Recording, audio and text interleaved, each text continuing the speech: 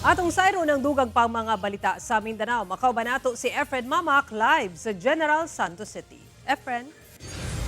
Salamat, Sara.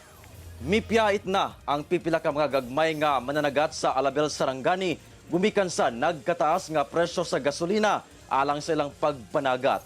Hinuon pricing strategy og fuel subsidy ginaasikaso na sa Office of the Municipal Agriculturist. Ani ang report. Sayo midunggo gikan sa pagpanagat ang mananagat nga si Vicente Elorde sa baybayon sa Barangay Ladol, Alabel, Sarangani. Apan ang kuha ni ining mga isda nga bilong-bilong mutimbang lang sa 3 ka kilo nga mabaligya sa kapin 160 pesos per kilo. Kulang ra kuno sa 8 ka litro nga gasolina nga nagamit ni ini sa pagpanagat nga napalit niya og tag 70 pesos per litro na. Piktado gi sir. Tungod mahal na kayo ng isda perting nihita. Nihit kayo niya para ni makuha. Igura gasolina ni. Aminado ang mga mananagat nga gumikan sa pagsaka sa presyo sa lana, apektado ang ilang panginabuhian. Posible kuno nga pasakaan sab nila ang presyo sa isda aron makabawi. Dapat yun tayo. Nabangan nila kay pigado kayong managat. Matud sa Office of the Municipal Agriculturist, nga ang kalit nga pagsaka sa presyo sa lana gumikan sa tensyon sa Middle East, wala kuno na pangandaman og sayo sa gobyerno.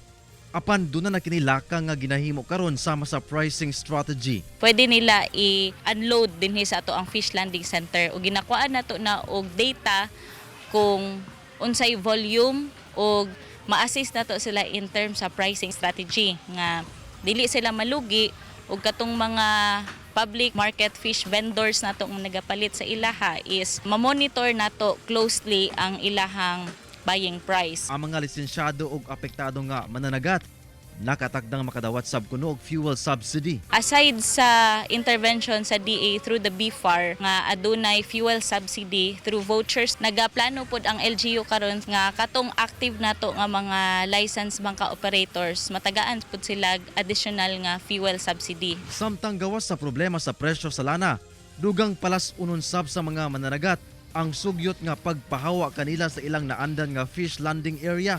Sanglit ginatukuran na kini og seawall o gambalay nga may kalabutan sa ecotourism project sa LGU.